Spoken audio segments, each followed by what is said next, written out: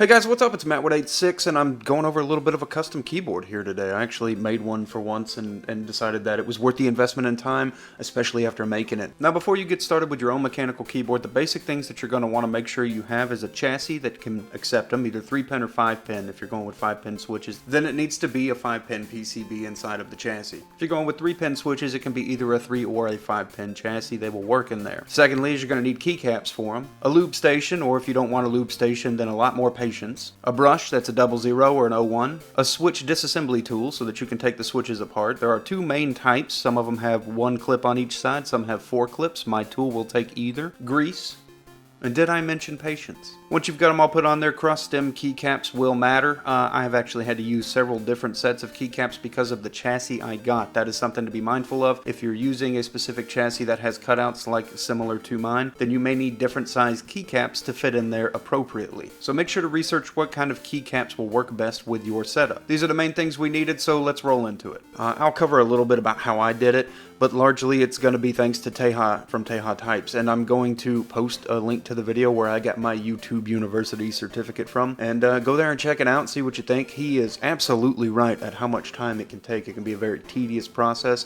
Now, he doesn't recommend using a lube station if you want to skip watching that video. I used the lube station, and there's a lot of good lube stations out there. I've got a pretty generic one from Amazon, but essentially you'll get all the tools and everything you need to get started right out of one of those kits, so I would recommend it, if nothing else, than for the tools that you can get out of them. Now, the switches I went with, instead of using my beloved banana split switches, are actually Glorious Links, and these are linear unlubed switches that I got. They do sell a lubed version of it, but I went for the unlubed version of it because I wanted to, well, do it myself and have that. Well, I'm a little bit of a chicken pecker, or a hunt and peck, however you want to call it. I'm a 2-finger typer, 3-finger typer, not traditionalist keyboard typer. I'm an anomaly and people seem to like this. But anyways, have a listen to what these keys sound like now that I've lubed them with the Glorious Link switches and standard grease that came with the kit that I have.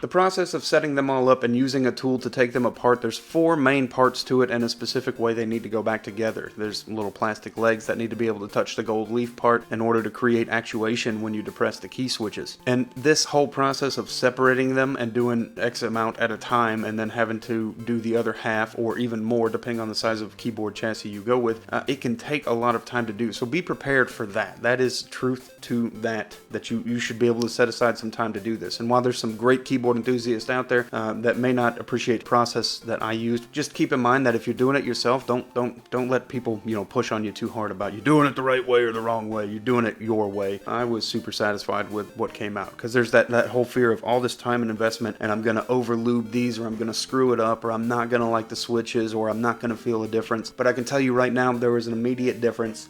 I very much like the switches, and I'm completely fine with the way I did everything. Now, using the lube station was the easiest way to me. When you know that you got to get different sides of each specific piece, or get down inside there, or even put a little bit on the actual gold leaf itself, and less is always going to be more here, and that is true. Don't over lube them on accident. You'd rather use less and then put a little bit more on there if you go back and feel like, I'm not getting that good sheen, I'm not getting that good look, I want to add a little bit more. But to make a long story short, and this is not so much a how-to, just it's more of a recap on using these Glorious Link switches. I got them a while ago. I set aside some time, turned on some movies while I sat here with a lube station, and just went at it. It's hard to talk about this without making the video sound dirty. One of the things that I gotta say when it comes down to it is the Glorious Link switches, the linear unlubed switches that I got, that I lubed myself, they are absolutely on my top tier of keyboard switch feel now. They feel fantastic to use, and I'm definitely probably gonna go back and do some more on a full 104 keyboard if I can set aside a whole day probably to sit down and work on it. Now, I bought a barebones 67 key keyboard that didn't have any switches on it whatsoever in order to put these on. There are keyboards out there that are hot swappable. Royal Kludge is a great company that makes a lot of hot swappable keyboards that you can remove their switches and add your own switches too. I get that question a lot when I look at those, because some mechanical keyboards are not all mechanical keyboards. Some mechanical keyboards have a dual layer PCB on the bottom, and the switches don't actually have pins. They're sitting on there, and they actuate a little differently than what you might expect from something that is hot swappable. All I mean by that is some of them are soldered in and some of them are glued in. If you're looking for a keyboard that's hot swappable, that is key right there if you want a keyboard, or if you see a keyboard you already really like and don't want to have to buy a chassis of just a bare bones keyboard kit. Just be mindful to make sure it is hot swappable, because like I said, some will look like they are when they're actually not. It's hard to sit down at any of these other keyboards and feel like it's as good once you've done it yourself. When you take the time, set it aside, and you actually do the lubing of the switches and you set up your own keyboard yourself, there is a profound difference that makes it really hard to enjoy any other mechanical keyboard as much as the one you just put together. And if this was for nothing else than to just tell you I think it's a worth it thing to do, and to give you a sample of Glorious Link switches, at least from my perspective, then I hope it was somewhat helpful and useful to you, and I hope you guys have a great day, night, whatever it is, and I'll see you in the next video that I do.